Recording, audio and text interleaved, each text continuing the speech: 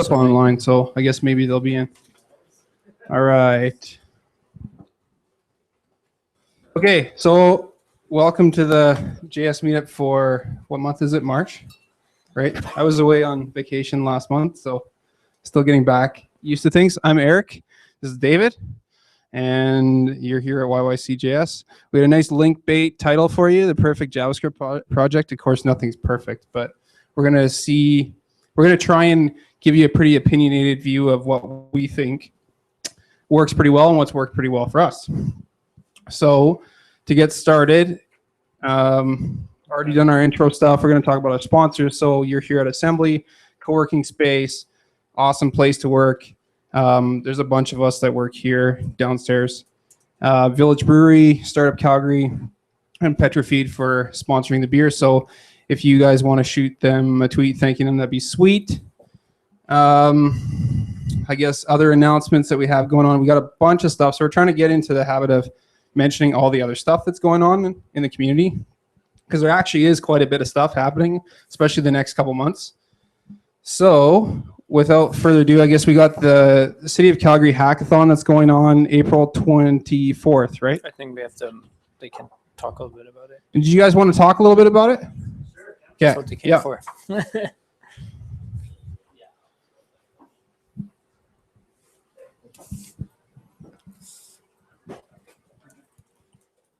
Well, my name is Kylie Simpson. This is Walter Simberski, and we are hosting a hackathon at the City of Calgary.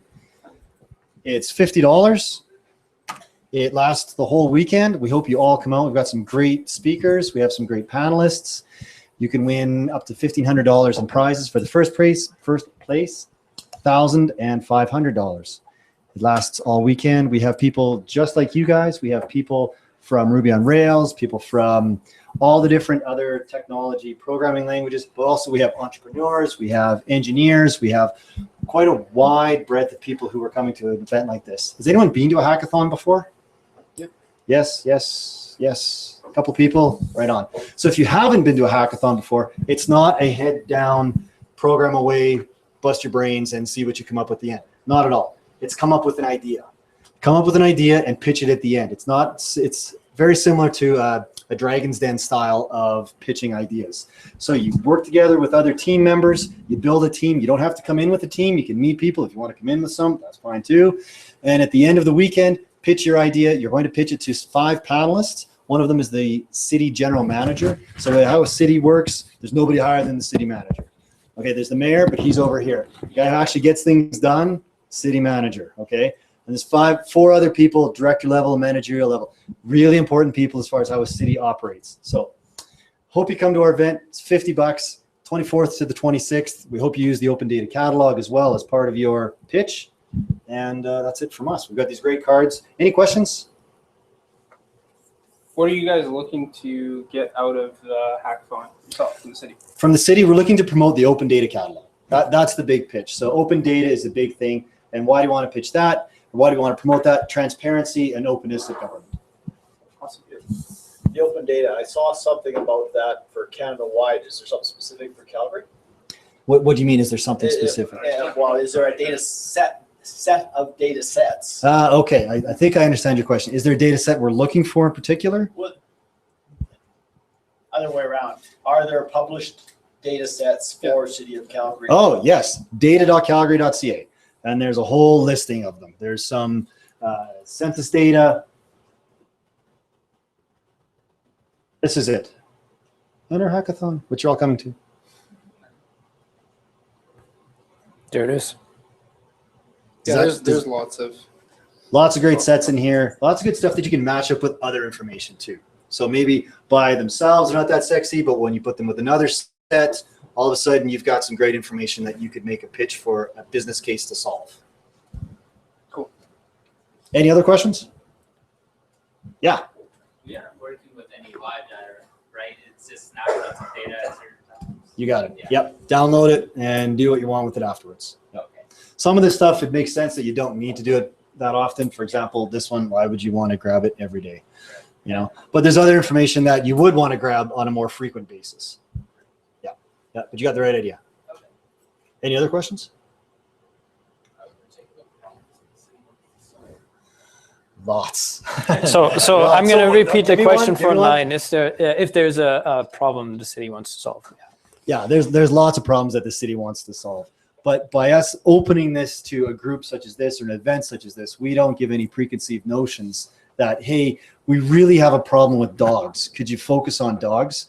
But there's so many, like there's some great ideas that get generated out of hubs like this. We don't really want to sculpt the competition in that way. We want it to be wide open, but hopefully promote, well, not hopefully, but promote to use data from the data catalog. But that's a great question. Yeah, would we want to? There are many competitions that do it that way. They say, hey, focus on business licenses. Please use the business license catalog and make something come out of it. Yeah, so great question. Cool. All right. Any other questions? Okay, well, thank you for having us and hope to see you guys there. Awesome. Thank you. Thanks.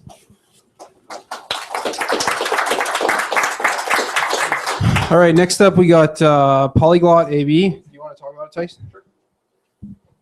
Hey, so I'm one of the organizers of Polyglot AB. I'm not sure if anyone went to Barcamp. It's very similar. It's unconference, but it's not startup focused. It's developer focused. So the organizers are myself, Ben that helps run the Ruby meetup group, a guy named Simon Timms that helps run the .NET meetup group, Darcy who helps run part of the Ladies Learn to Code, and a guy named Sean Healy who's super involved in all the different meetup groups up in Edmonton. And this is an event that's been successfully run in Vancouver for a couple of years now, and we're just trying to see if we can make a go at it in Alberta. So the first ever one is going to be held March 28th.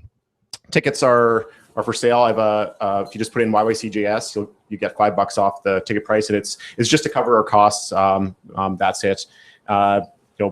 Event for developers by developers in unconference style. So you show up, you pitch some talks, and hopefully learn something from people you might not normally hang out with. Maybe something from the .NET guys or the Objective-C guys, etc. So check it out. It's coming up. And if you have any questions, just let me know. My special announcement is that I actually have a ticket and I'm not going to be here. So I'm going to give away a free ticket to whoever is going to submit the first pull request to our project. That's what's going to happen. Fix the typo. Yeah. All right. So another one that we got going on is actually Lloyd Lobo, who's not here in Calgary. He kind of frequency flies in and out, but he's actually setting up a pretty sweet conference in Vancouver. So not too far from here. And the nice thing is you don't have to deal with immigration. So there's like, if you're an early stage startup, you're looking for tips on how to get traction, how to bootstrap your startup and how to get traction, basically anything around growth and user engagement and customer acquisition. This is going to be a wicked conference for that. And I'm not just saying that because Lloyd's like, telling me to say that. I'm actually going myself. This is going to be really valuable. And I think it's 50% sold out already. So take a look. It's tractionconf.io. Up next, we have a bunch of the meetups coming up. So the next one next week is the Chic Geek, and they're talking about, or they're doing mobile development. Yeah, sorry. So the Ladies Learn to Code workshop is this weekend, and it's Intro to Python. Not necessarily limited to ladies, but you'll be surrounded by quite a few. And the Women's Hack Night is next week, also not limited to ladies, but they're talking about just mobile development, not mobile web. All right, and the Ember meetup is when does he have it? Oh, April 8th. So there's a couple other meetups in between. So if you're new to here, Assembly, every Tuesday there's a meetup happening. So you can check out, basically Startup Calgary is probably the best. They've got on their calendar, they've got a list of all the meetups that are happening, but basically every Tuesday at 6:30, there's a new meetup. So without further ado, let's move on. All right, so last month, also if you're new, all of our stuff is up online. YYCJS.com needs an update, but it's functional. We have all the videos and stuff, all the sessions are up on YouTube. All the source code's up on GitHub. Basically, if you just search YYCJS, now you'll find all of our stuff. And last month, Kevin and Lori gave a really awesome talks about kind of getting up and running as a developer. And Lori gave a really good talk about kind of a beginner's guide to JS and her experience developing her first app using the mean stack and kind of the head against the wall sort of scenarios she was running into and how to get past them. And then Kevin kind of took that a little bit further and gave us some pro tips that we kind of wish we knew early on in development and kind of how to embrace what's between the curly braces. So for this talk, we're talking about the perfect JavaScript project. And the disclaimer for this is that it's very opinionated, and if you like doing things the hard way, then you can probably just wander on out. I said that about the free beer last time because we didn't have any and nobody left, which I think is a good sign. Yeah, there you go. We're worth more than free beer. All right, so what we won't talk about in this session is frameworks. We're not going to talk about Grunt and Gulp and I'm going to Tomato give a free Polyglot ticket to the first person that tells me which Potato. one isn't a build tool. And we're not going to talk about Comma.js and AMD and Pebback and which isn't real, and Require.js and Browserify, Webpack and Dumpster, which also isn't real. We're also not going to talk about MVC, MV star stuff. So what we are going to talk about, though, is Git and GitHub really quick. Feature branches, versioning, doing pull requests, milestones, code review, code quality, so like linting your code, writing tests, folder structure, build steps, continuous deployment, and then shipping early and often and why that's valuable. That seems like a lot. It does seem like a But lot. the important part about this is what we want to get across is that if you do it early on, it actually isn't. So with like code quality checking, it's setting up a command that does it, and then you'll never have to worry about it again. So how many of you actually, before we get started, are working on new-ish projects? Oh, nice. Okay, so you guys are the lucky bunch. Who's inheriting a whole big pile of legacy stuff? You guys are the unlucky bunch. But actually, that can be pretty, present some pretty interesting challenges, right? And we're also going to talk a little bit about ES6, because that's basically now, you can use pretty much all the functionality, either through polyfills, but actually the browsers are becoming pretty ES6 compliant. So that's like the new standard way of writing JavaScript. And if you don't start to get on that train, then you're going to be left behind eventually. And it renders a lot of the discussions Kinda mute pointless, points, like yeah. Browserify or AMD or whatever. It doesn't matter anymore because you have ES6 modules with it, which is the spec we're going to have in the future soon. Yes. But we can use it already, which is nice. As Kevin already pointed out, we should probably mention that too. They're not on our YouTube, but Kevin put up a couple of great introductory videos. Yeah, I think we've tweeted them out a bit, and they're also linked to the previous meetup. Kevin posted them in the comments and stuff. Really, really good. It was really nice that he actually, because our video got totally mangled, and then he went back and re-recorded everything. So like, mad props to him. I wouldn't have done that. So Git, you should just use it. Like there's the yeah, that's it. This is opinionated. That's it. So like, same with GitHub. You should also just use it. If you're using Google Code, It's dead. heads up. Yeah, it's dying. You have 8 months, and then it'll be gone. Did they give it that forever. long? Huh? They gave it 8 months. Wow. January 2016, and then it'll be gone. All right. So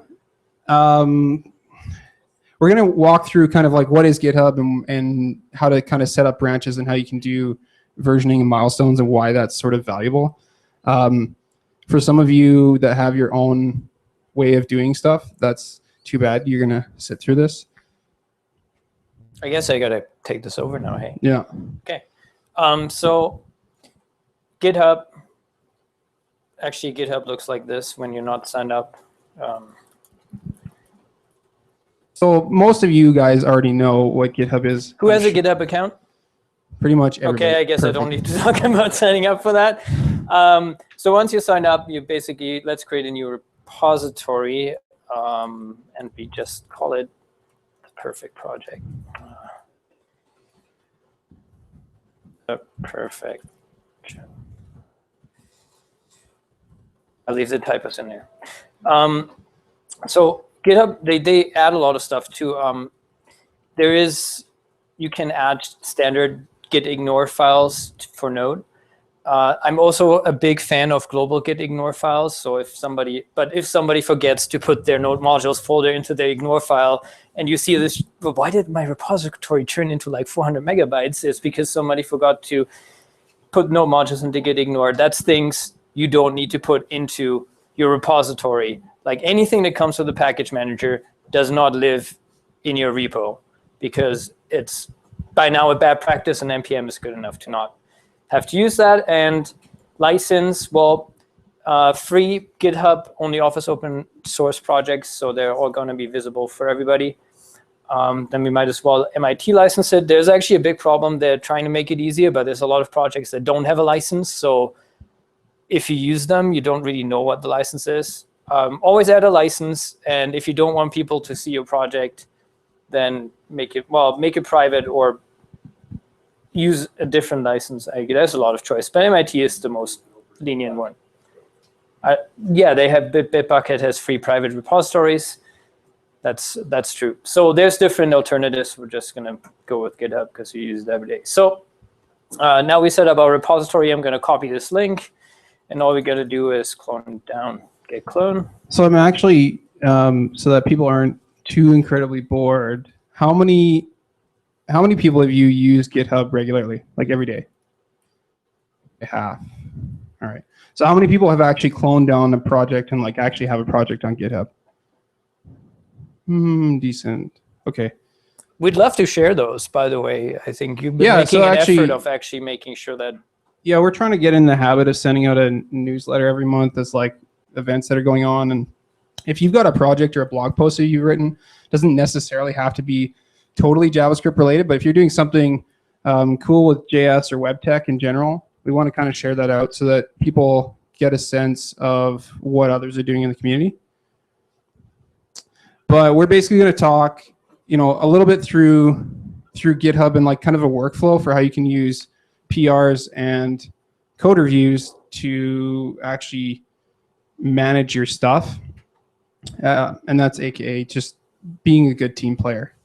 Out of my experience, this is the single most biggest productive booster for any project.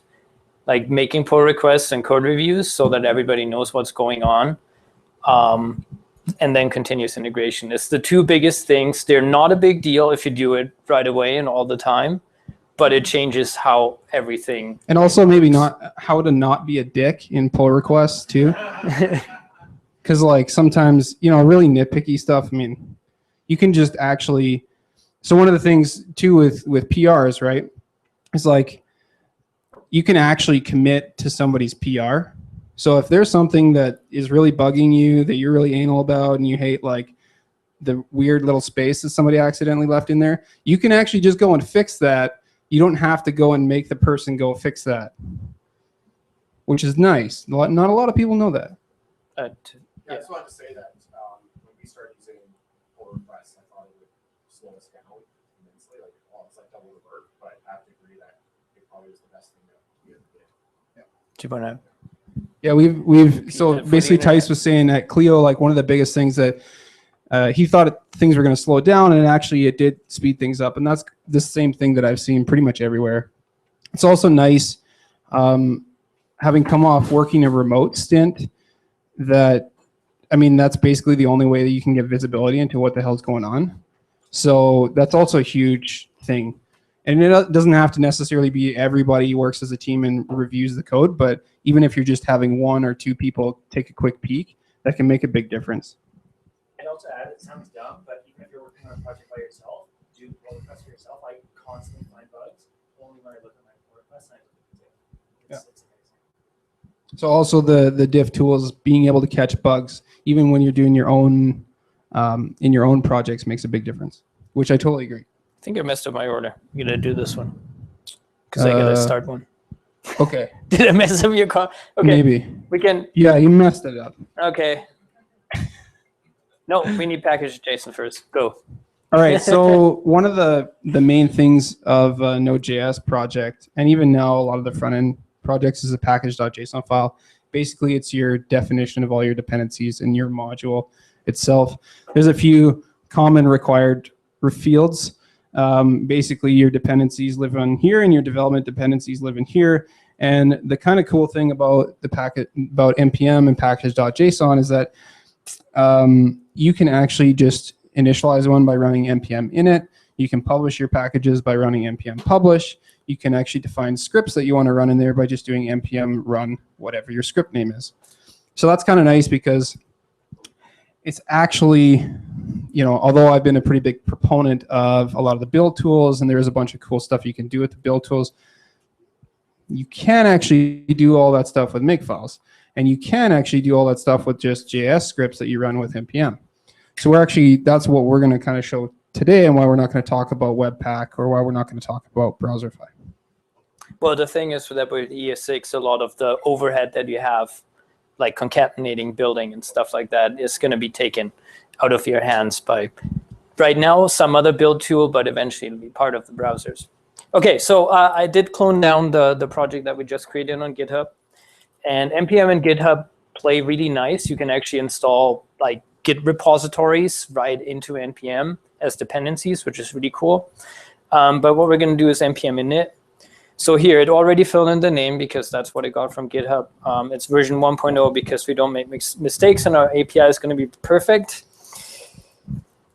And a quick side note about versioning. It's probably not going to be that important for your work projects because you're just going to deploy it.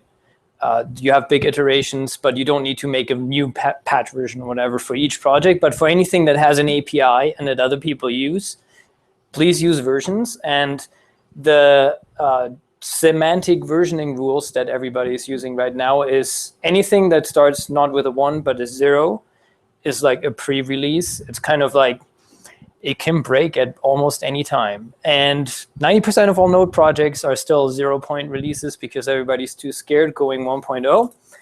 But even Node is not 1.0, but IO.js. Well, and there was also the weird precedent of starting out as a 0 point instead of starting with 1.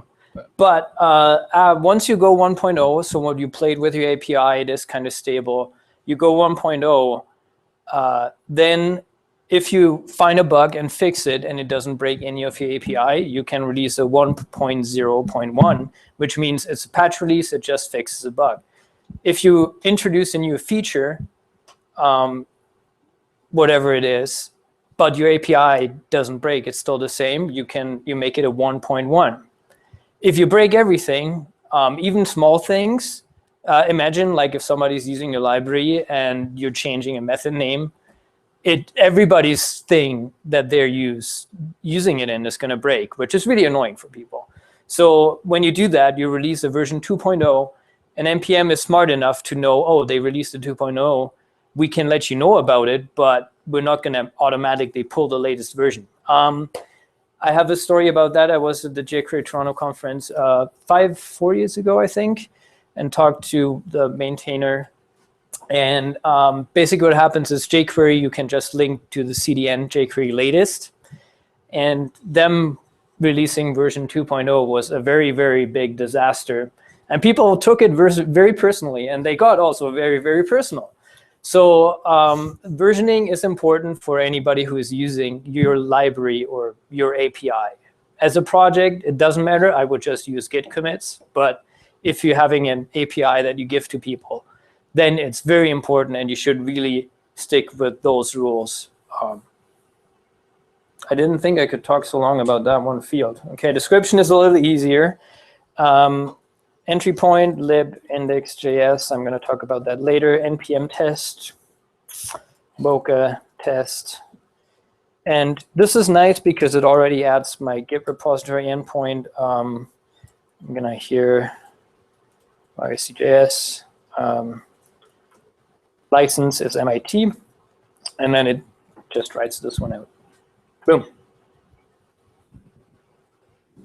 Oh. Sorry. Is it too small? Let me know if anybody's too quiet, too small, or anything. Just my big head is in the way. Yeah, okay. Okay. Go over there.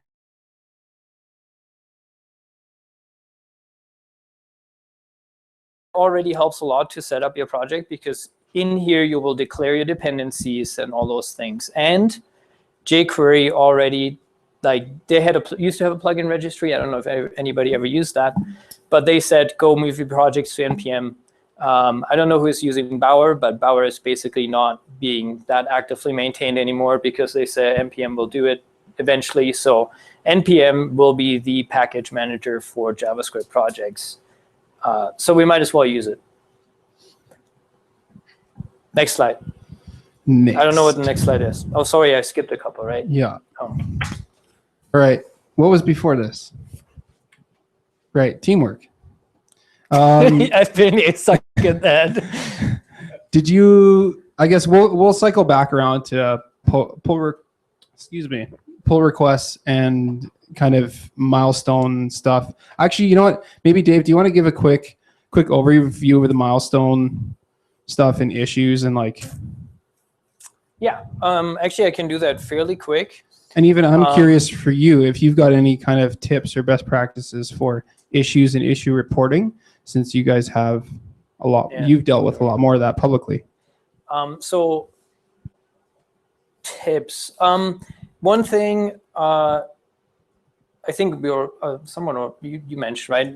It's really helpful keeping track of all this stuff, even if you're the only person on the project, because you'll have a history. So if somebody else comes in, they can just, you can tell them, those are my milestones, those are my releases, this is my issues, this is how I do pull requests. And then they can just jump in there, because this process is pretty, like I said in the description, that's how most open source projects are doing it. So it's really easy and useful to get people to onboard people quickly, and also to keep track of it yourself. Yeah, actually, you know what? Because this one's empty, do you want to pull up even the CAN.js one? Yeah, so first thing, new issue, that's easy, right? You create a new issue. But you can also use milestones. I'm going to pull the other one up soon. So we're going to say, hey, we're going to make the first release of our project, which we're going to reminisce about something we did last year. And say, OK, well, I guess it's due today, because that's how managers usually work.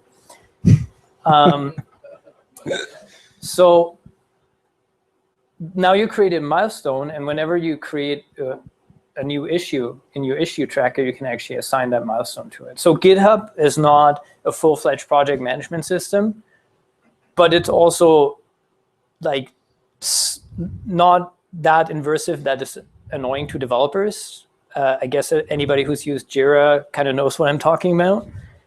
So it's really easy and helpful, right? I can assign it to people like Kevin. You can assign labels and all the stuff. So it's pretty basic, but you can still keep track of the big steps in your project. We're doing this on a per sprint basis. So actually, we can. And there's actually a pretty decent wrapper over top of GitHub issues. It's a little bit more like Trello-ish. It's called ZenHub. They're based out of Van, I think, too. Pretty solid. Let's do it with feathers, since I had it here already. So here we created a 1.1 milestone. You can see like the closed issues and the open issues. And when you create a new issue, you can create a contributing guideline file. So when people submit a new issue, you can actually look at like, hey, what are the actual guidelines? How do they want me to do it, right? So I think that's actually all of it. Pretty basic. Yeah, so when you submit an issue, no matter what open source projects, I think actually Kevin talked about that last time too. Obviously being very specific helps a lot. I still keep getting a lot of issues of like, this doesn't work. Yeah. And it turns out to be a lot of support stuff, especially it seems to be. Another good tip is use the search box. The search is actually really, really good on GitHub, and chances are your question may have already been answered. So use the search box to actually check and see if there's an issue that was closed, and if so, how. And usually, I find actually most of the projects, people are pretty good about writing how the issue is fixed and linking to the code and all that sort of stuff if you're actually interested. So yeah, one other thing is in your commit messages. Like if you do something like git commit adding package.json, Fixes number one. That basically closes issues automatically as soon as they go on GitHub, as soon as they go into master. So you can reference issues, you can close them. As long as you do it, it's really helpful. I have a couple of processes that I put in place for that, but it's actually quite helpful. You can also do the opposite where you reference pull requests in issues. Yes, and you can reference pull requests and issues. You can also close issues through pull requests. So whatever your team is most comfortable with, but it helps really keeping track of the development of what you're working on. And GitHub has actually, like, this is something I find quite useful. It has a lot of like keyboard commands, more than any other website, I think. And actually, do you actually mind bringing up the CanJS one? Because I have to say, like, Dave, disclaimer, Dave does open source work with Bitovi and does stuff on CanJS, but I actually think their process in terms of how they manage their open source stuff is probably one of the best around.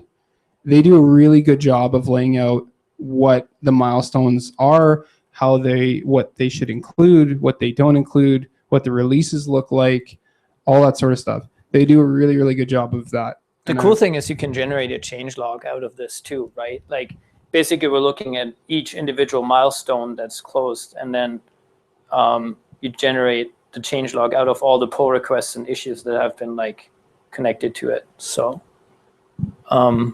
it's very useful, and like I said, it's not very intrusive to your development work. You can make it part of it pretty quickly.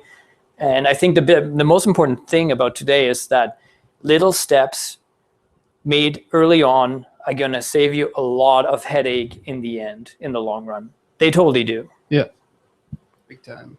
I'm going to get back to the slides. I guess you're going to talk about code building. Yeah, one thing we should talk about, I don't know, you can't remember if it's actually maybe on the next slide, but talking about kind of folder structure. Do you want to generate, are you going to generate a project using Express? Yeah, we're going to, oh yeah. Because we can't really, I don't know, we have no code. I think our slides got like messed up a little. Yeah, let's talk about folder structure first. So we have a package.json, now we're going to make all the rest happen. Yeah, so because we're talking about deploying to Heroku, you've got a proc file, which is basically your file that tells Heroku how to run your server. Package.json and JSHint and gitignore.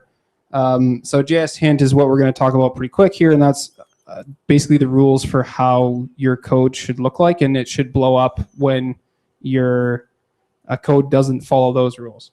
I'm pretty excited to talk about the example. I'm glad like someone brought it up. I'm going to pull it up in a second. Okay, cool. So the gitignore to ignore stuff so it doesn't go in your repo, and then basically we've got a public, a lib, a distribution file, which is like your built out stuff that you're going to actually ship, and then your test directory, because everybody's writing tests. I think the important part about public, the front end stuff, it doesn't matter. I know it sounds a lot cooler when I say do it like folder structure with framework X, but it totally doesn't matter. Is that, well, no matter what framework you're using, or if you're using no framework, split your stuff up into individual components and group your all your code that belongs together into each individual component. I know it's a big thing, but people end up like with Backbone making a controller, a view, and a models folder, which sucks if you have like 700 of them, and you got to find the ones that match together. So no matter what framework, and in 2 weeks is going to be another one anyway, you're using, split it up into components. And then like you see here, we have a main component, we have a main CSS in that folder, a main JS, and a main.test.js. So this is all together as one component. And once web component is actually a thing, well, we can use them, but once, IE is actually a web component thing, then you can just ship them and reuse them and share them with people. The bright future is it doesn't matter what framework you're using, because you can just drop in web components. So do that right away. Or have them split out as separate modules. Yeah, I mean, You don't have to do it this way, obviously, but you should do it this way. And the reason you should do it this way is because we've found, after working with really large, complex front-end and back-end systems, is that having the componentized structure where everything's set up like that makes it way easier to navigate your project, especially for new people coming on, so that they know, like, all of the stuff in my modal lives in the modal folder. It's not littered, you know, I've got to look for the modal model and I've got to look for all these things all over the place.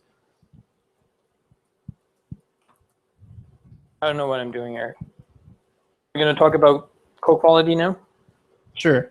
So basically you can use, so there used to be JSLint and now JSHint is actually better. Basically just gives you more options. That's kind of the TLDR of that. Why you should lint your code. The biggest thing that I've learned over the last few years, especially since I've actually moved around a lot and worked with a lot of different developers, is that consistency is the most important thing that you can have in a project. If you're writing shitty code, as long as you're doing it all together, it's actually much better than if somebody's writing really awesome code and somebody's writing really shitty code. Because when it comes to refactor time or somebody new coming in to figure out how stuff works, it takes so much longer to ramp up when code is written in a different way. And that's like, if you're removing yourself from the developer role of, you know, I want to work on cool shit and I want to write code my way, you need to actually think, like, typically you're working for a company that actually needs to make money and actually needs to do stuff on time and deliver product and things like that. And you want to, it's also a good impression if you can ramp up really quickly. And the best way to ramp up new people, especially as you're scaling a company, is to actually have your code consistent, even if it's crap. So with all that said, why JSHint is actually important is it actually gives you guidelines for how your code should look and how it should smell. And basically it can help prevent global variable leaks. It can help prevent missing semicolons, which could cause weird bugs. It can prevent undeclared variables. It can help prevent unused variables, so you don't have a bunch, and unused, I think even, does it do unused functions now? Yep. So you can do unused functions, so you're not bloating your code base with stuff that's not even used, which also you're now using Git and GitHub, so you shouldn't be leaving commented code in your code base either, because you can always go back. So all that stuff basically bloats your code base and makes it much easier to navigate, especially for a new person ramping up.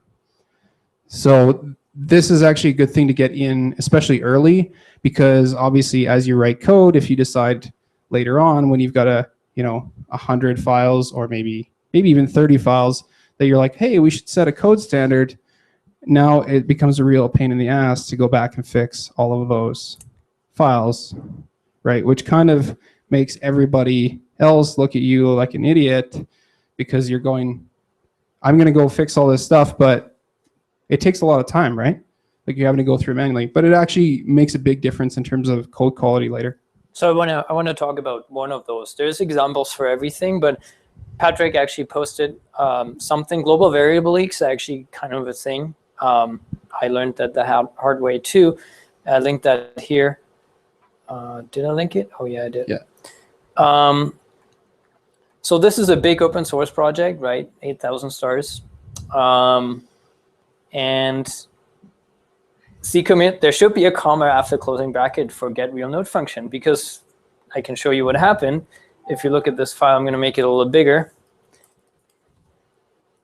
Where is it? If you do your var declarations at the beginning and don't put a var in front of any of them and just separate them with a comma, you end up with something like this. Well, basically what happens, this is going to leak into the global scope, and you're going to override window.element because nobody's going to tell you that it's not there already. So that did obviously introduce some very hard to debug issues, because something was messing with window.element because somebody forgot a comma. And this stuff, it's like, if you don't use JSHint, like it's really hard to find out. Like you can spend hours and hours on finding something like that without even knowing what to look for. It's the most painful thing to debug, and it's so easily avoidable by just running one command, which I think I'm going to do now. Do it. I'm going to do it. Okay. Do it. So, like Eric said, JSHint is a co-quality tool. It has some default settings. It's community-driven. JSLint was not community-driven, as Laurie said. Not even Douglas Crockford knows everything. That's why people started JSHint to make it more community-driven, because JSLint only had his co-qualities guidelines in there. So this is a configuration that I use a lot that came together through a long, hard discovery of things that can go wrong.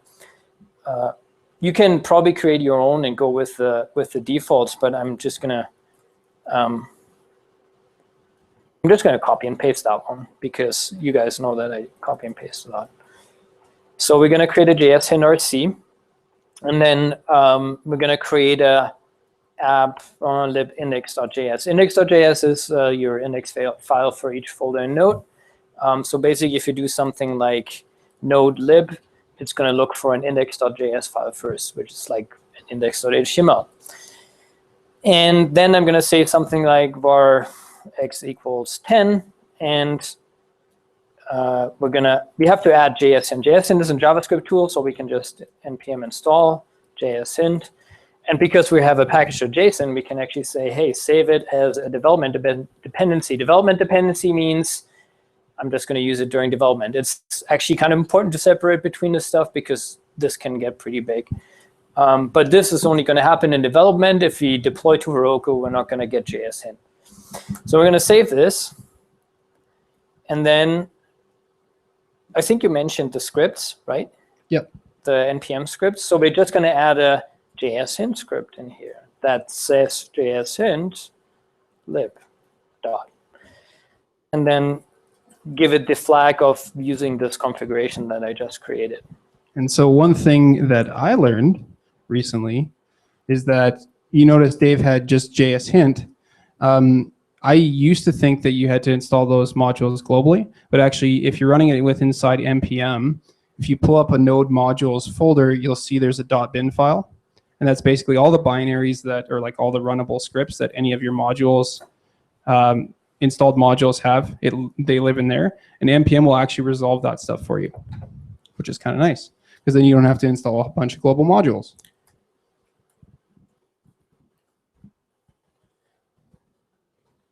So we're going to run this as a script in here. And what Eric said, the good thing is people that clone your project just need to do npm install and it'll just work. And then we can say npm run JSHint and see if it's going to break on anything. And then it says cannot parse JSHint RC because, of course, this was going to go wrong. Actually, I'm gonna turn the config off and see what we do.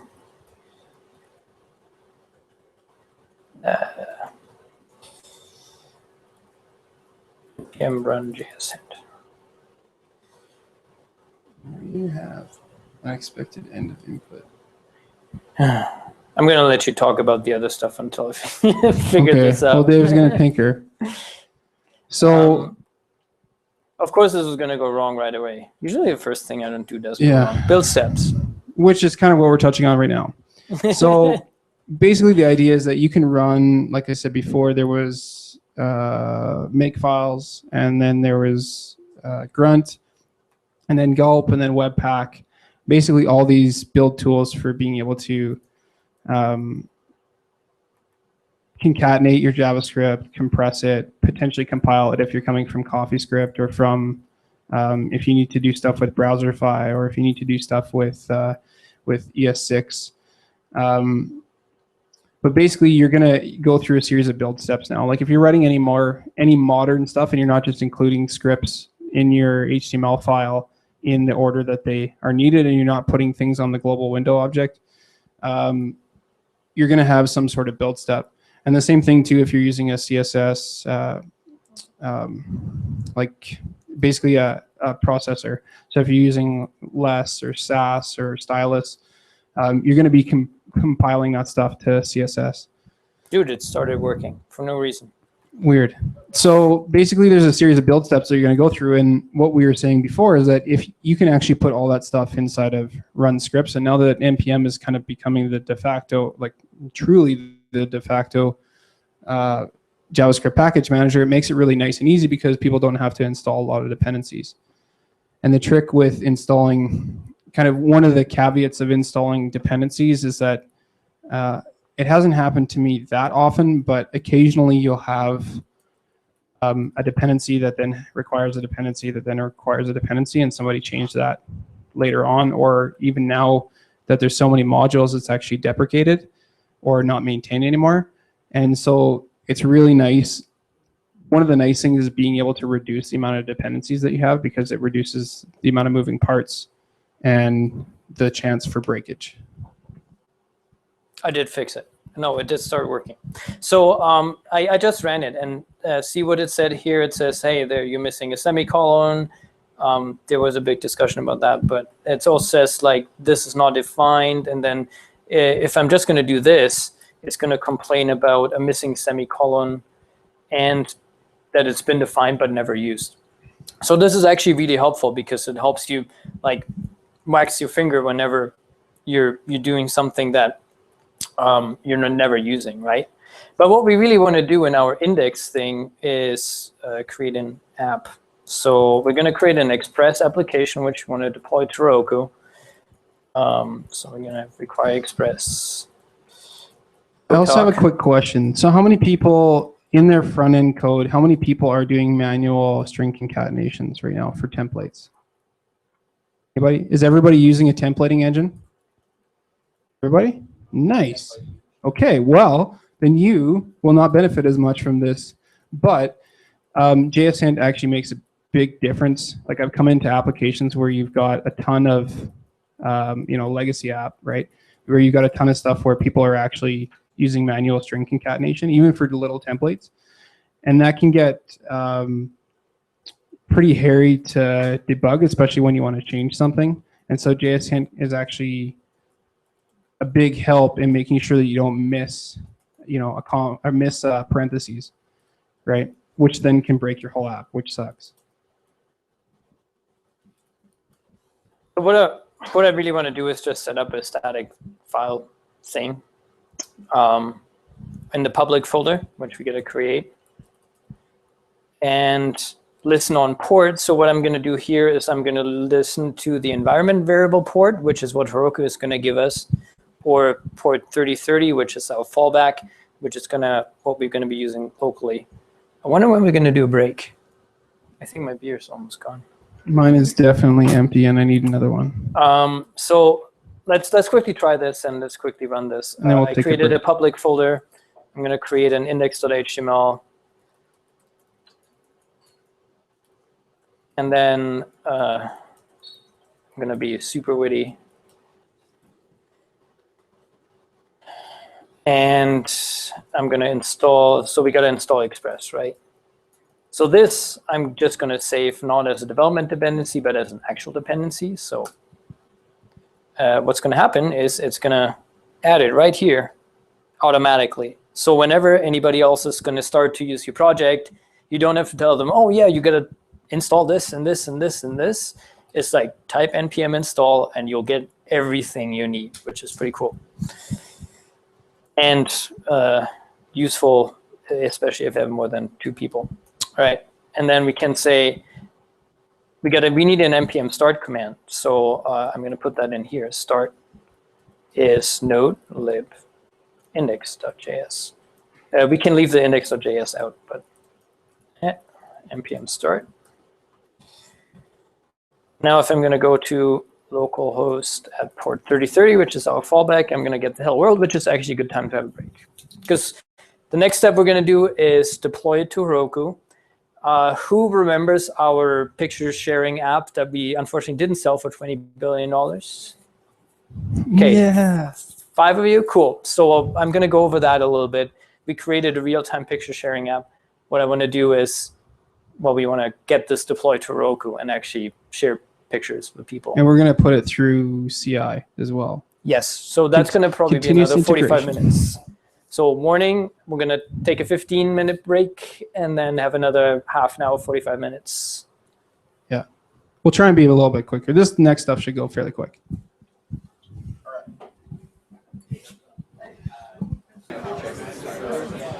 Okay, we're going to get started here pretty quick.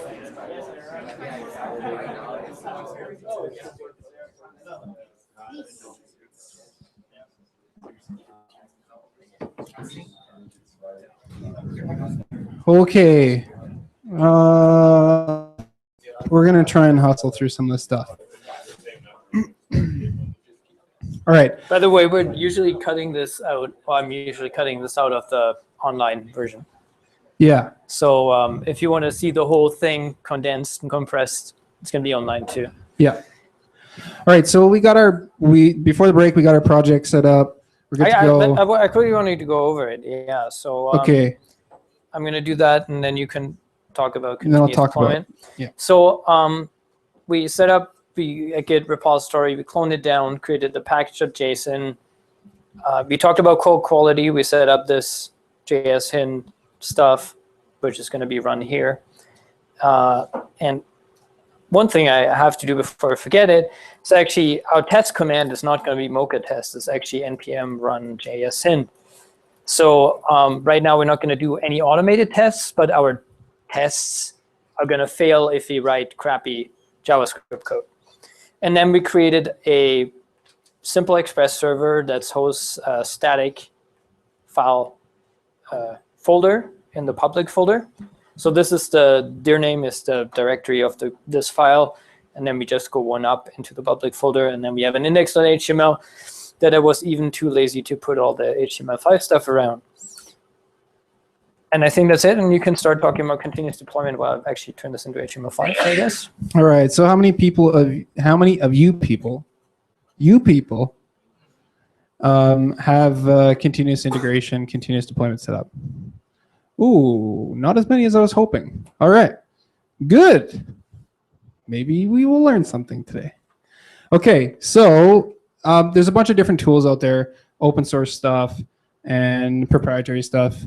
Basically, continuous deployment allows you to ship your stuff faster and safer. I put a bunch of buzzwords up there so you can see, continuous integration, pipelines, deployment lifecycle, all that sort of stuff. But basically, what you want to do with continuous integration is you're shipping your code based on, since we're using Git and GitHub, and we're going to use Heroku, and then we're going to use CodeShip. What we're going to do is basically when you push to, say, whatever branch you want, typically master, when you push to master, that's going to go through your continuous integration server, which is going to run any tests. It's going to run our JSHint stuff that Dave just set up. It's going to do any build stuff that we need to do, basically getting everything ready for production and making sure we didn't break our stuff before we go live.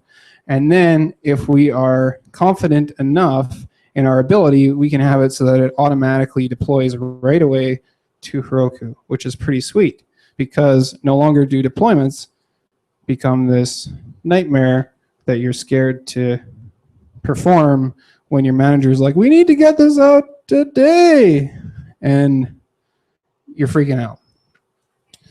So what, next slide, please. This So was Eric's slide, this is my slide. Yeah, mine's much more informal, obviously. So what there is out there, basically, like I said, we're using Git to trigger the builds and running JSHint and doing any reporting, documentation building, API building, all that sort of stuff. Our tests, and we're going to do that on our CI server. Now, there are ways that you can actually do that stuff on your CI server and still do that with Heroku. Because Heroku is a Git deployment mechanism, you basically need to either check in all of your production assets, which sucks because you're always going to have, every time you pull down changes from somebody building things locally. Does everybody know what Heroku does and how it works? I don't want to skip too far ahead because we're going to maybe talk a little bit about Heroku. Okay. So basically, Heroku is a hosting platform. Allows you to really quickly run, kind of like AWS. They run on top of AWS. It's called a PaaS for the buzzword, platform as a service. But basically allows you to deploy your code and they'll run it for you, and it makes it really easy for you to scale up your stuff. Because with AWS, if you want to provision another server, you got to either be proficient in some of the provisioning tools out there, or you need to do stuff manually through their console or through like through their web interface or through your console. So it makes it a lot easier, and really the reason we say, hey, use Heroku, especially if you're starting out, is because if you're a developer and not a DevOps person, your proficiency is development. So spend your time developing and building your product that you want people to pay for or use, instead of spending your time doing DevOps stuff. If you want to learn DevOps stuff, great, go and do that. But if that's what you're trying to do is ship code. And so basically what Heroku is doing, this project that we just set up and started with npm start, it's going to do that for us online. And that's literally all it's doing. And it's doing it by you push, like you commit all of this to your Git repository, and then you push to the Heroku remote, which is like your GitHub account or repo. And then it'll set this all up and start it for you. The problem, what Eric said with is continuous integration, is you don't have a validation step in between, and that's where a CI server comes in. Yeah, so you can push to deployment, like you can push to Heroku just by doing git push, like setting up your remote repositories. But you can actually do git push to Heroku master, and that will deploy your code. So basically similar equivalent to doing a drag and drop deploy. Like Dave was saying, not great because you don't have any gut check in place. So that's where the CI server comes in, and also allows you to do build artifacts and potentially do build versioning. So what I mean by that is the ideal scenario, and this is where some of the other tools have started to come in, like Docker, and make things even easier, is basically you want the buzzword isolated containers, right? So you want everything that's going to go to production bundled in one container, ideally that you can version, and it basically, that's the only stuff that gets shipped to your production server. You don't send along all your dev dependencies, you don't send along and do all of your building on development, and the reason, or sorry, all of your building on production, on your production servers, and the reason being is because more things working and turning means more chance to break, right? And you know, most people don't really have an issue with this when you're running, you know, a single server, whatever, not a big deal. But when you've got a cluster of servers and a bunch of your servers go down because you accidentally pushed stuff that broke, or you're trying to install npm dependencies on your production server and npm goes down, or you, for example, even you just have a service outage or a service rotation that can actually cripple your system, and you're much better to deploy stuff that's much smaller. It also makes your deploys much faster because you're not building on much smaller instances typically if you're shipping stuff to the cloud, right? You're trying to be more cost effective. Usually the better way to do that is to have a bunch of smaller instances, right? But the cost of that means you're deploying to multiple things. And if you're shipping a 200 megabyte bundle over to your production instances on each one, it takes longer for that stuff to get over there. All right, I think, so I kind of said we're gonna do CodeShip. Basically, there's other alternatives. There's Jenkins and Cruise Control are open source ones. There's Travis CI, Circle CI, Phantom CI. There's other ones. There's even one by JetBrains. There's a bunch. And all they're doing is running npm test. And when that returns without any errors, which it didn't because we're writing great code. If I would forget this semicolon here, it would complain and say, hey, you're missing a semicolon. So, but because we're writing perfect code all the time, we're not getting any errors. So this is what your CI server is going to do for you. It's going to run npm test. Right now, only our code quality check. We're going to, if you have time, add some automated tests, but maybe not. And I thought there was a question. So whenever we push to GitHub, we want to set it up so that it runs that. And when it passes, deploy it automatically to Heroku. We got to do two things. Also, just use it. There's other pretty good alternatives, but honestly, I've tried out a bunch now. Again, the same deal. If you're shipping code, managing and setting up a Jenkins instance, unless you're doing iOS, which there's also other tools coming along that are making that much easier. But if you're doing like iOS and Android dev, sure, you might still need to manage a Jenkins instance. But if you're doing purely web dev, there's really no need. And what we've actually found, what I found is that CodeShip actually runs faster and we'll get through our tests much faster than Jenkins will, even on an extra large EC2 instance, which was kind of funny. And there is others. There's Travis CI, which you see a lot for open source projects. It's free for open source projects. I like CodeShip. I think you had the same experience, even separate from me, like setting up for a different project. So that it's really fast. They have good support, and I don't know, we're doing a good job, and they didn't even pay us for advertising this, but it's fast and it's easy to set up too, which is like a point as well. But if they're listening and they'd like to, we're open to it.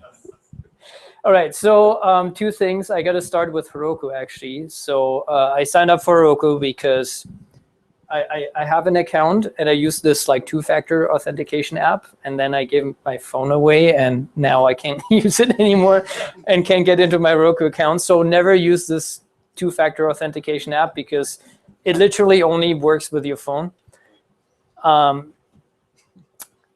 GitHub's two-factor with text message confirmation works well, but this one actually was not very good. So I created a new account and we're going to create a Node.js project.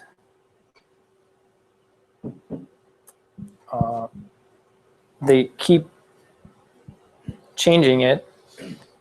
I have installed the tool belt. Right. Heroku create. Yeah, but I don't want the app because you don't really know. Well, so here's our proc file that we actually going to create. So we're going to say web node index.js in our. So we're going to create a proc file that says, well, ours is libindex.js. So I know. Yes. I think it's a good onboarding, but I kind of just want to create this app.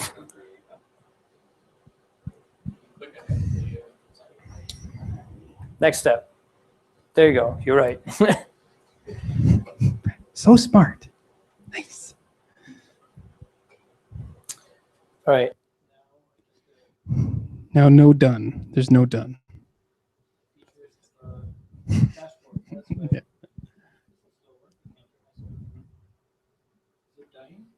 I don't know.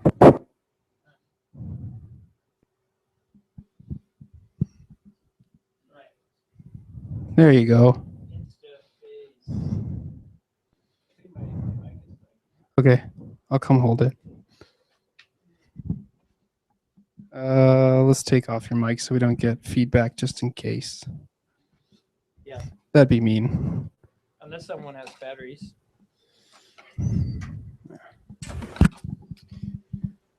All right. So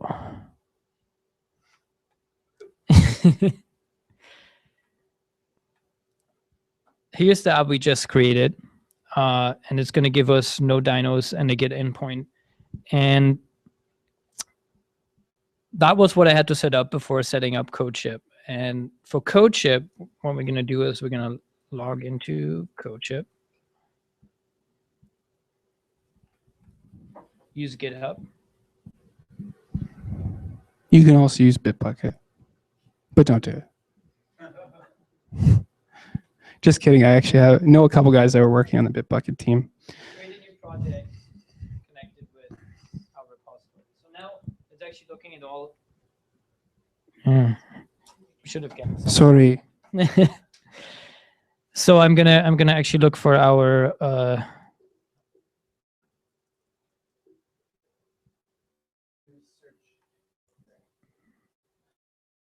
there it is. Perfect. So we're gonna set this up.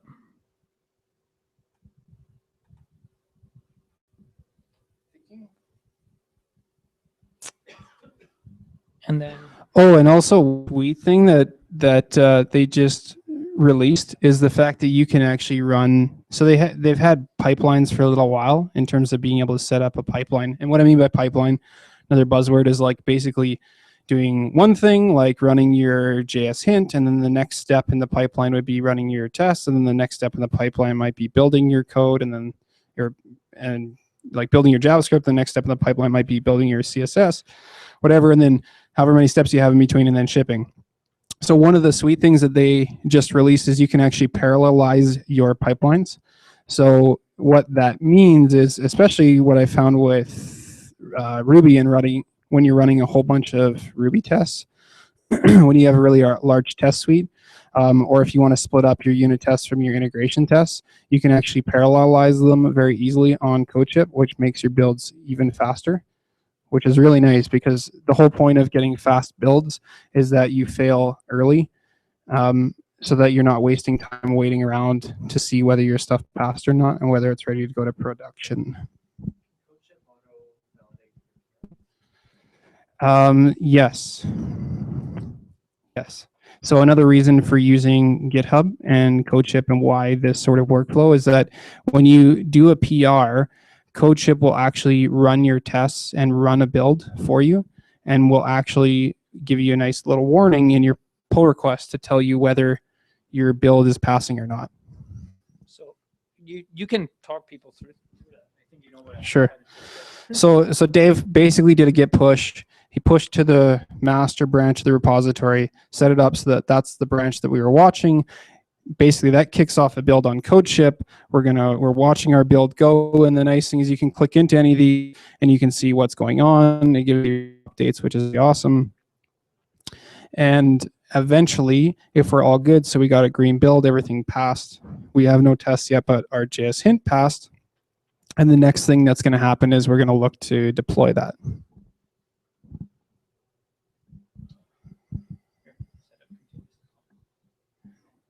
And so they actually deploy to a ton of different things. So even if you're not using Heroku, it's still really nice. You can use, Amazon Elastic Beanstalk, any of that stuff. Even if you're doing S3 now, which is pretty sweet. They support pretty much everything out there. The other nice thing too is around notifications. So you can set up email notifications, which is pretty standard, but stuff that comes right out of the box is they can send something to Slack or HipChat if you're using those for chat applications. You can also post, I think you can post to any webhook. So if you've got something, some internal system that is relying on your builds or wanting to know when your builds are ready, you can do that sort of stuff as well. All right. Well, I'm going to talk a little more. So I said Heroku deployment here. This is the name of the app that we just created on Heroku. And then I'm going to go into my account and say, hey, show my API key. Type in my password, which I auto-generated and don't remember at all. Copy it. And then all I got to do is copy this key, go back here, and create it. Deployment created successfully. So if you go back into our perfect project and deploy again, hopefully it'll work. So let's quickly review our settings. We have process.env.port is what Heroku gives us as the port because it might bind it to different ports. We're listening to that port. We have our proc file, which has node-lib-index.js, which is our index file. So hopefully, if I make a Heroku key added, so Heroku just told me that CodeShip logged in. I'm going to just put a new line in and then say trigger build.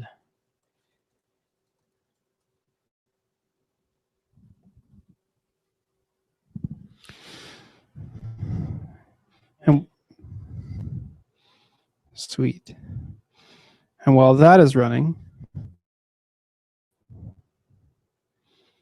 think it's actually gonna like test. Probably mention that it's actually testing your Heroku app. yeah. So while that's running, it'll go quick, but I'm going to go take a bathroom break. I guess I'm going to talk about this a little more. So now we're running JSHint, and when that's successful, it'll actually deploy to Heroku, hopefully. I guess we can actually look at it kind of in real time. And then it'll actually look into our, this is the Heroku log. And then it'll actually look if our Heroku app, which is instafaceherokuapp.com, is going to be online or not. And maybe we're really, really lucky and it works, and we get a look at this. So let's look at our Heroku app. It's really crappy. I really like my other mic, and there it is.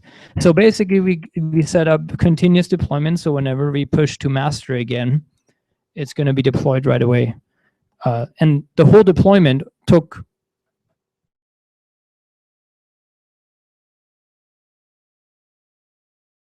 it's going to get longer the bigger your app gets, right? But that's about the time it takes to set up code quality checking, continuous deployment, and having your app available for everybody in, well, if you do it really quick, we might be able to do it in 15 minutes. So it's pretty powerful. And this is like a best practice that I would think hopefully everybody uses. And if not, you should start using it now. The last thing, I think it worked. Look, I know you didn't expect that, but it did work. So this is the satisfaction you get when you see a green build. It always feels kind of good.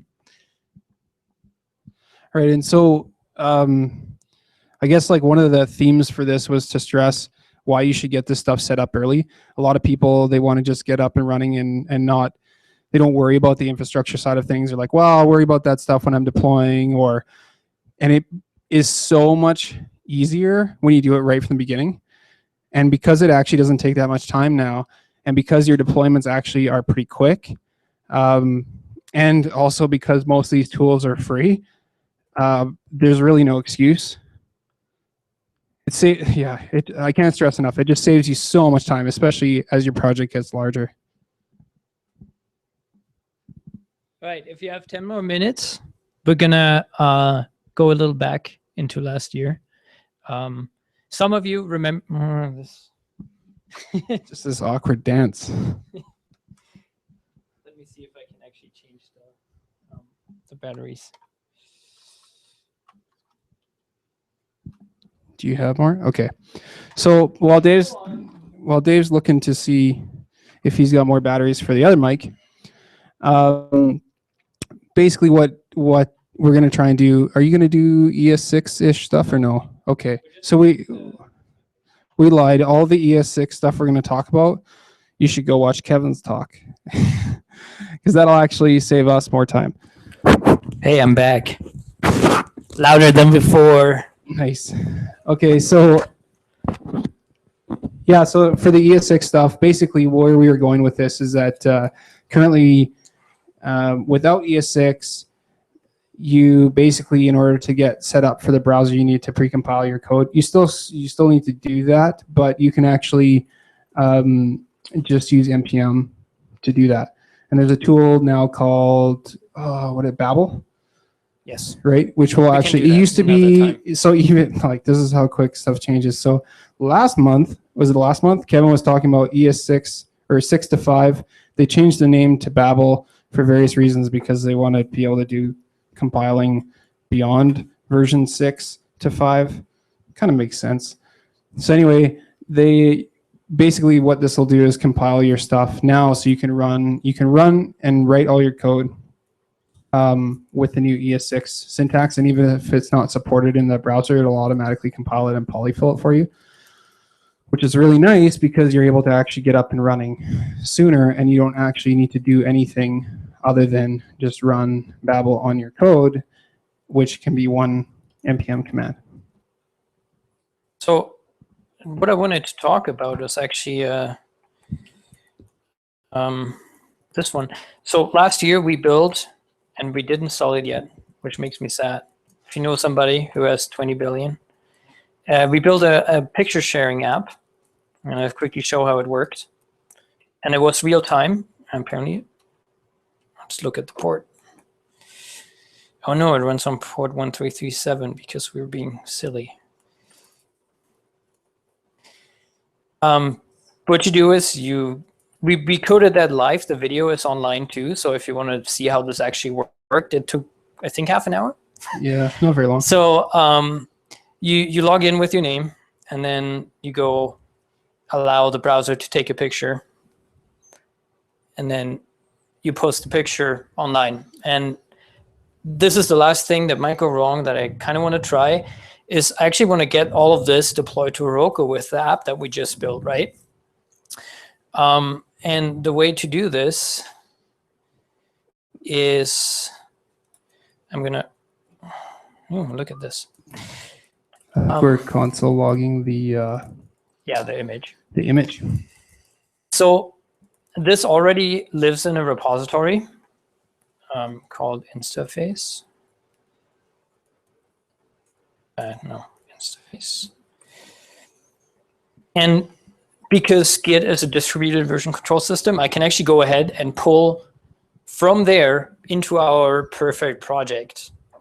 Also, a reminder, first pull request gets a free ticket to Polyglot, and Dave can't win his own ticket. All right, so we're still in our perfect project. I'm going to close this one because I just wanted to show you how it works.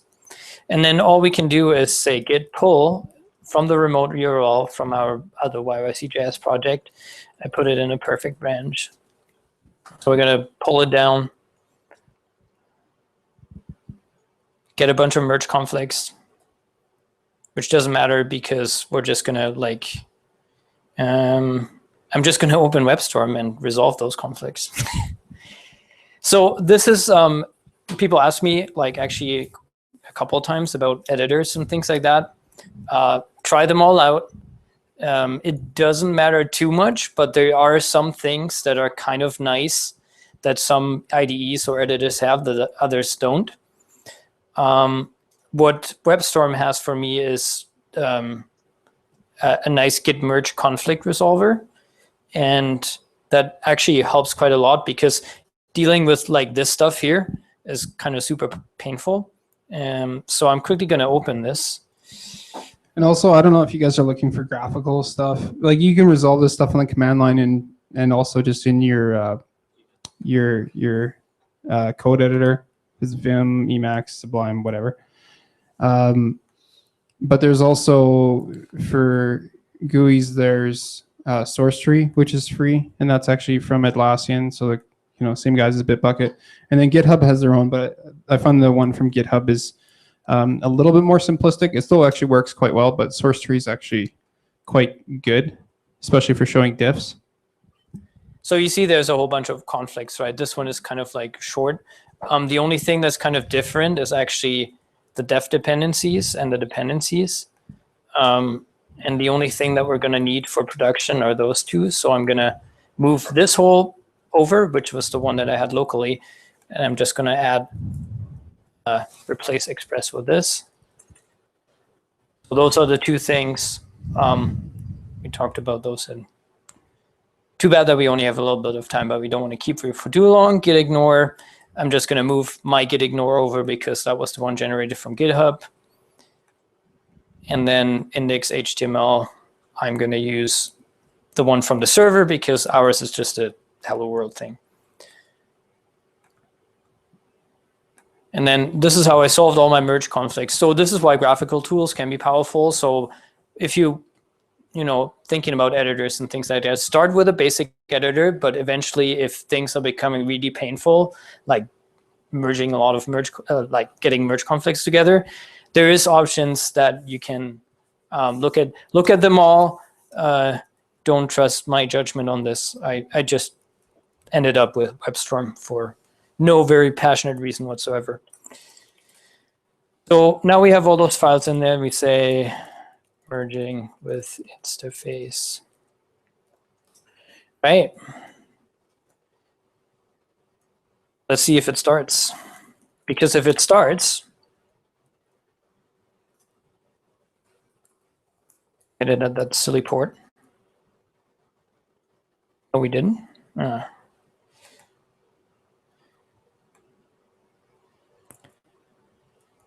was weird.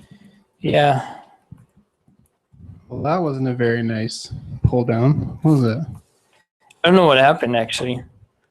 This is already up to date.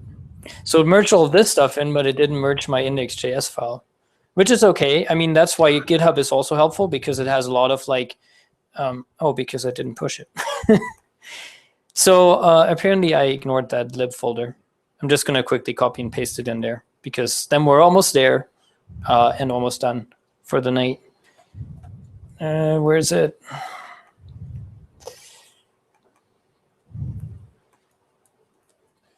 I'm going to just replace this one. And then start it. Hopefully it'll be... It hates me today. To do an npm install. So this is one thing with npm. Of course, if you change the dependencies, you always have to like actually install them.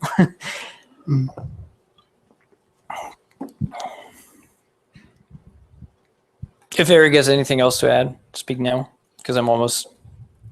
So let's start it again and see. Hopefully. Not too much. I mean, I don't know. Maybe you guys have seen this before, but one of the things you can do also with the scripts is npm has a pre-install and post-install. So in a hypothetical situation where you're not running on Heroku, you may be running on an instance where you actually have the database on the same server. What you can do is actually a post-install. You can actually tell, for example, your database client or your database to actually start, and then you can tell it to run to start the server right away. So you can actually just do npm install, and it can basically install your dependencies as long as those pass. It can go and spin up your database and then actually start your server all with one command. You can chain a lot of those scripts, which is why you don't really need the build tools that are out there necessarily. This might not work. Maybe it was too ambitious. We got an app deployed that said hello world today, which is pretty good, but I'm actually not sure why it's not starting up.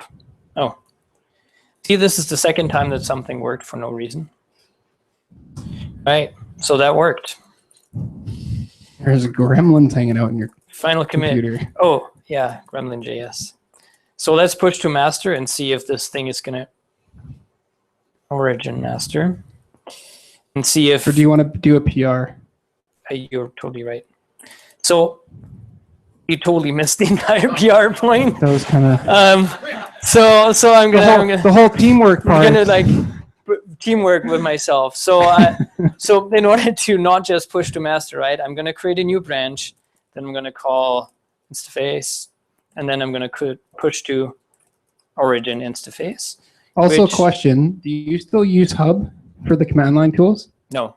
No. So there is, if you feel so inclined, there's a tool called Hub that actually adds to your command line the ability to create pull requests and stuff right from your command line from GitHub. It can be nice, but it also can be kind of weird. So you see that out there. I just pushed to this branch, right? And CodeShip is already running it. Now here's the cool thing, because we set up CodeShip. I gotta close some of those tabs. No, I'm gonna open another one. Perfect project. So GitHub actually says, hey, you just pushed to this branch. Do you want to create a pull request? And I'm like, okay, I'm going to create a pull request. This is it. And then I'm going to create that pull request. And because we set up CodeShip, you see all is well, build succeeded.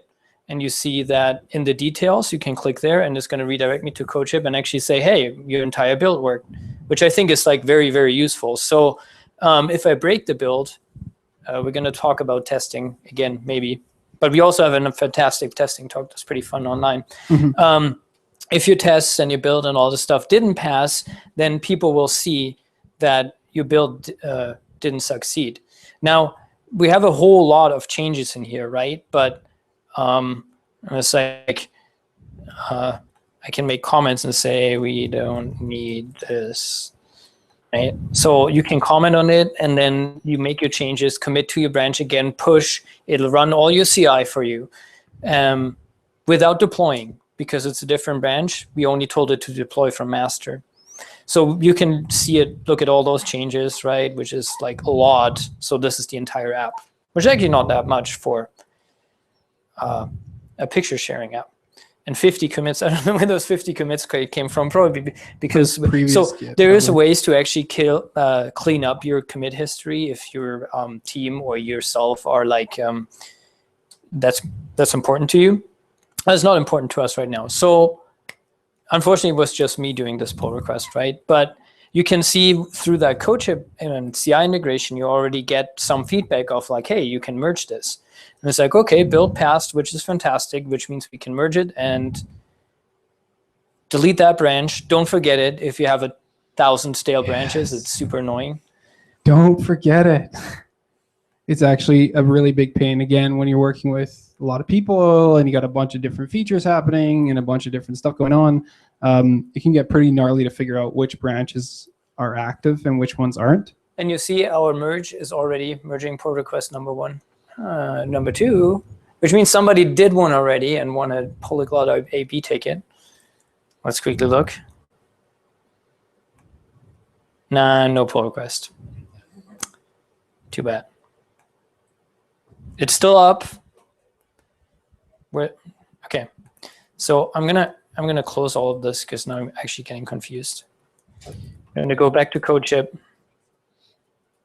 It's still running, but you can see like all of this is happening automatically. The only thing that we had to do is review our pull request, which you should do anyway, merged it, and now we're just gonna wait for CodeShip to tell us that our website is up and running. If it breaks, we're probably not gonna try and fix it. Let's see. So this is Heroku installing all the node dependencies and compiling stuff. That's on Heroku. Yeah. Yeah. So Means that the CodeShip already said everything was good. Yeah. So where is it? Check. and so there's a I'm so assuming it did that after the merge. Yes. Yeah. So it did after the merge. It looked at the merge and said, "Oh, I'm building master now." It run well, it's running JSHint for us, right? So that's all it does. And then it said, okay, JSHint passed. It's good. And if, let's see. Oh.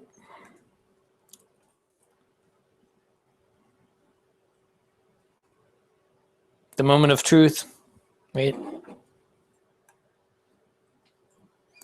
So this is going to take a while to actually upload the picture because they're actually fairly big, or it might just fail. But if you go to that page, you can try it yourself on your phones or websites. And then you can do the usual debugging. It's like, oh. yeah, that would do it. So we're trying to connect to localhost, which is probably kind of silly, right? But we can fix that super quickly. So and then we're actually done. So catastrophic bug. Now this is where. So I'm gonna git fetch all just to get the latest from the remote, and then I'm gonna say git rebase. You can say git pull master. Git foo is not part of the topic today. So now we have the latest master, and somewhere around here in our JavaScript, we're connecting to localhost, which is right here. And if I'm just gonna say,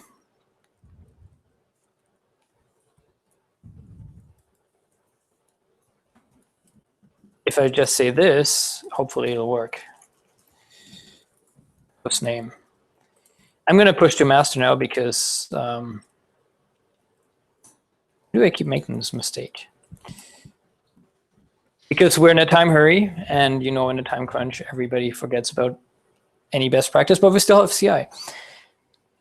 So hopefully when this is up and running, we can take pictures. And so one of the things that I wanted to say, or what I was talking about with how Heroku does its deployments, is it does Git deploys, right? So there's some stuff out there where you can actually do, the way you do your deploys is like r-syncing stuff over, or you might use like SFTP, right, to sync your code over. But because you're doing Git deploys, that can actually make stuff a little bit tricky in terms of actually doing the deployment, because you're checking in basically the way that CodeShip, or the way that Heroku works currently, right, is you saw as part of the progress, It's just is that we do a Git push from CodeShip to Heroku, and then Heroku is actually building installing our node modules, and potentially could be running other tasks locally on that machine, and that's actually pretty slow. So what you can do, I think, I remember there's a slightly different way to do it, but basically the way that Dave and I have gotten stuff to work is you can do some fancy git ignore stuff in CodeShip. So you can add a special, some special commands that allow you to basically check out do a git ignore swap, one for production and one for your development mode, which sounds kind of dirty, but the idea is that basically you build all your assets in your CI server, right? And that the only stuff that you're shipping over to Heroku is production ready stuff. And it increases your build time, because the CodeShip servers run faster than a little dyno on Heroku would to install all your dependencies. And also the nice thing is that before you go through the deployment process whether your stuff is successful or not, which is a big advantage when deploying. The nice thing about Heroku, though, too, like any of the other past platforms, is that it'll actually do a rollback for you. So if your stuff doesn't deploy properly, it'll roll back to the previous version. And there's also a Heroku command where you can do Heroku rollback, where you can literally, if you just blew up your server all of a sudden, which can be kind of a scary thing when you're pushing to prod and something completely blows up, you can actually do Heroku rollback and it'll just automatically swap within about less than a second. How do well, it crashed. So I guess no. Yeah, I'm not logged into the command line. I was hoping that I could restart it here, but unfortunately it crashed. Now it's the painful and long time of figuring out what the issue is, but I think we're not going to do that for tonight. So, but we have metrics, and it told me that it crashed. I don't know how I can actually. I guess I got to log in to restart it. Would be nice to be able to do that through here. Yeah. So. And you can't log in because of your two-factor, right? You can't log in because of your two-factor. Oh no, right? I can log into this one, but I don't know. Yeah, that's okay. It's an exercise for us to figure out later. Yeah, that's a problem with showing stuff like that, right? Because it can always go wrong. At least only the last step went wrong for us. So that's something. Hopefully this gave you guys a decent overview of some of the tools that are out there, basically how you can start deploying to production within, I mean, we were pretty long-winded here, but really within half an hour to an hour, you can get a project up and running and already start going through CI and getting out to production, which is really the best way to set up your projects that you're planning on pushing out. We didn't get to testing today. We'll talk. We've got good talks about testing in detail, but basically the idea is that because you have CI set up, start adding tests in the beginning. Also, running along with the theme, right? The earlier you start, the easier it is, the less painful it's going to be. The faster you find out whether your build is breaking or not, the faster you find out whether your code is actually testable or not, which is also a big deal because going back and refactoring that stuff to make it testable sucks. But really the end goal, like Dave was saying, like Dave was showing that slide. Is it working now? No, it crashed. Oh, okay. See, the socket crashed. So we'd look in the logs and see what happened. But Heroku is a little actually finicky when it comes to WebSockets. But really, the whole goal of this, right, is to ship early and ship often. And the reason being is that when you get slapped with a deadline that's last minute, which happens no matter where you go, you're able to actually follow through with it and follow through with it with confidence. The other thing too is being able to ship early and often and push out iterations like that makes it much easier to build your products better and faster, because you can respond to feedback, you can respond to things much quicker. So it's a big competitive advantage. I would say almost now it's not a competitive advantage, it's table stakes. In order to build an effective product, you need, and not get outrun by somebody, you need to be following these practices. So next month, that's it from us for today. So next month we're actually I'm going to clarify with Olivier because he had some personal stuff come up the last bit, but he's going to talk about writing modular JavaScript. And then Christian is going to talk about wrangling ArangoDB, which is a pretty cool new database that he's been working with. It's basically, correct me if I'm wrong, right? It's document and also relational and also graph, right? Or key value. Yeah, so it's pretty crazy. It actually supports a lot of stuff. So I'm curious to see how that actually works in practice. Because usually when you try and do everything, nothing works as well as you expect. So that's it. Without further ado, we'll see you guys next month, hopefully.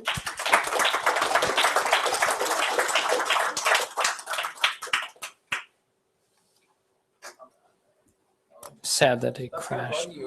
Yeah, you know it will. But it's okay.